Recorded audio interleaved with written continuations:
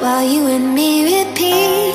This bittersweet heat is suffocating. I'm waiting and always hesitating. Kryptonite desires set my heart afire. Heart on fire. Set my heart afire.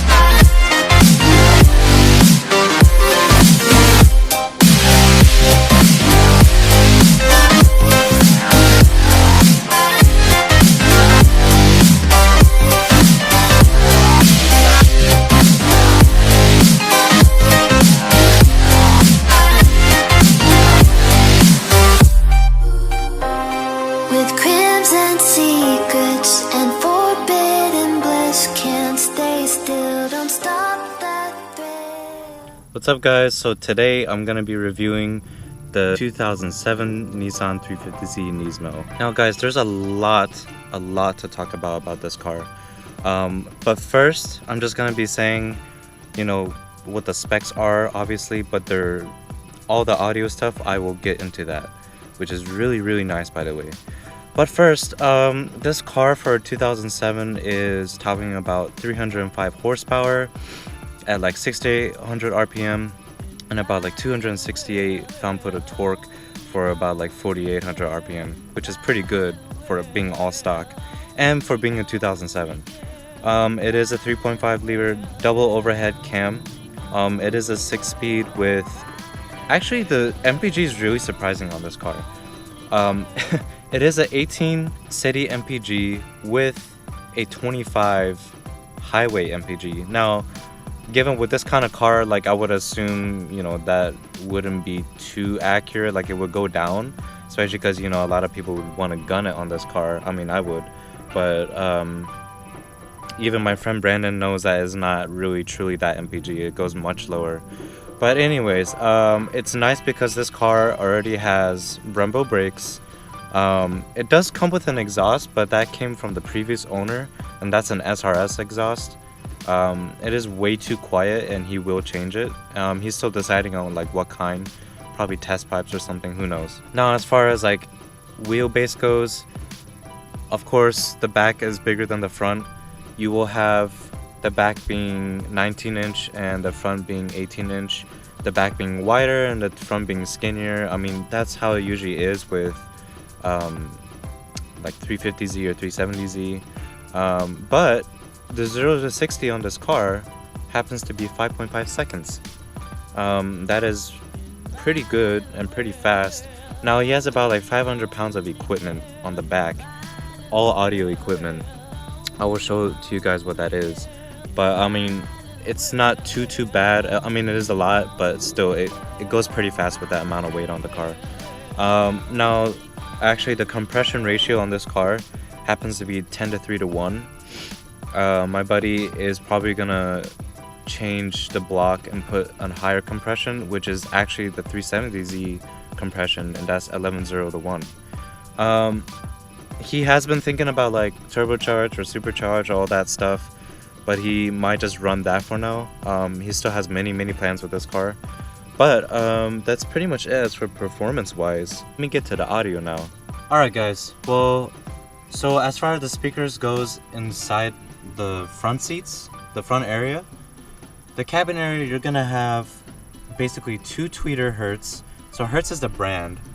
He's running Hertz a lot within the car, within the speakers and everywhere, but he's got like 2 Hertz, one here and one on that side. So anything I show here will be on that side as well.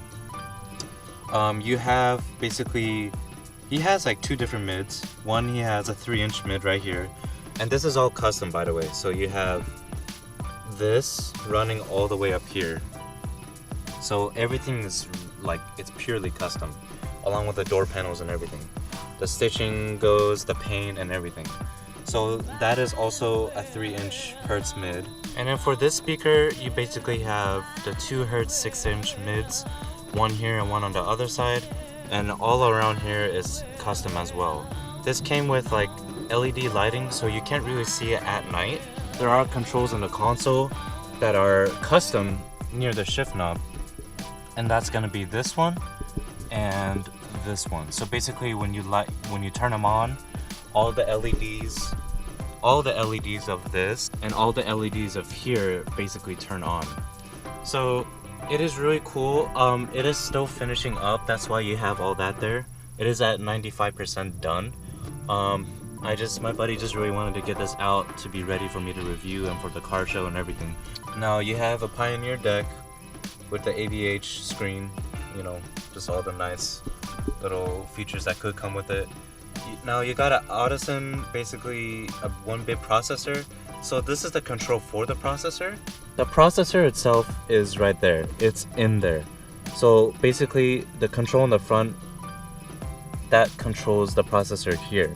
Now you got the two, one on this side and one on the back over there, being an Audison Voce 4-channel amp.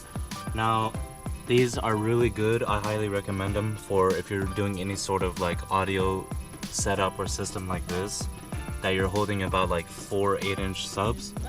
I heard they're pretty good quality, that's why my friend recommends it and he would go with it. Also behind these amps, he is running basically 2 car batteries. Now one on the driver's side, of the back of the driver's side, and then you have one on the passenger side. And then of course you have the normal battery that is like in the engine bay, but that's pretty much how much you would need to power up all these amps, and still he would need to upgrade the alternator. So now towards the trunk, you basically have everything custom here, all custom fabricated, and this used to have a hole to where you could have a trunk, but that didn't happen anymore. The setup is really clean and really nice, but on this side and this side you're gonna basically have like 2 Hertz 8-inch subs and another 2 8-inch right here and right here. Now you're gonna have basically the monoblocks stacked up. There's 2 of them, you can't really see it because one is on top of each other, but that's pretty much all the setup for the audio. Now you got, like I said, you got LED lighting all up here. I wish I could show you guys, but even if I turn it on, you couldn't really see it. But that's how it would look like with white LEDs here and all up in there. But that's the audio system. That's pretty much the audio system of this car. It is really clean. There's been a lot of money that's been put into it, as you can see. Alright guys, well now we're gonna be driving. Basically, just of course talking about how it feels and stuff like that. Now, just to tell you guys ahead of time, I've already drove this car before, but I can tell you right now that it is so much easier than driving the 370. Now, because of that, basically the clutch is really, it's much easier to guess and figure out where the engagement is compared to the 370.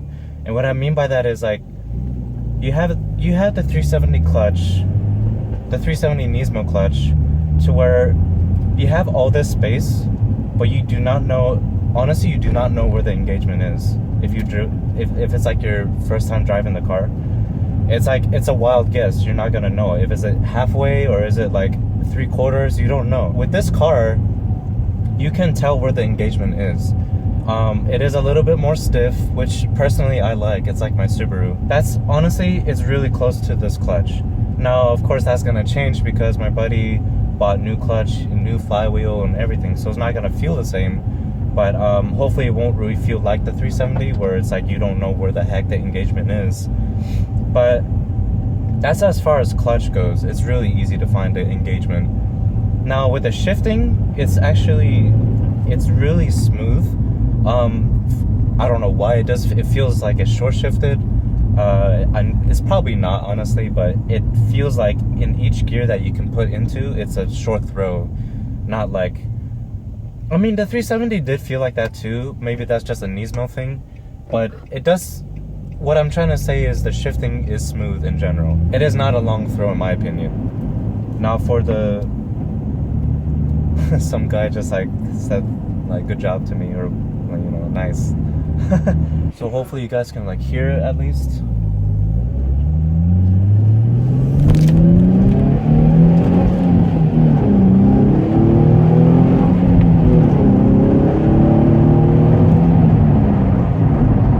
Now you guys can tell that the car is quiet. I'm gonna apologize that you can't really hear the car, but that's gonna change because my friend's gonna change different, like, you know, test pipe and exhaust and stuff like that. So, but I can tell you right now that with all this equipment in the car, 500 pounds of equipment, this car can still pull pretty good.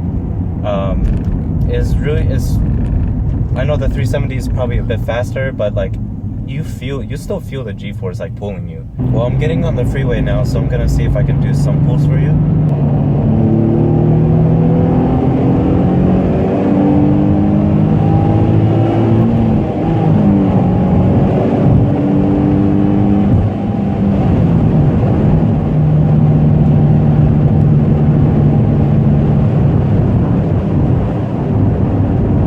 So that's a freeway pull for you guys. I don't know if you can hear that, but like I said, with 500 pounds of equipment on you, it pulls. It's pretty fast.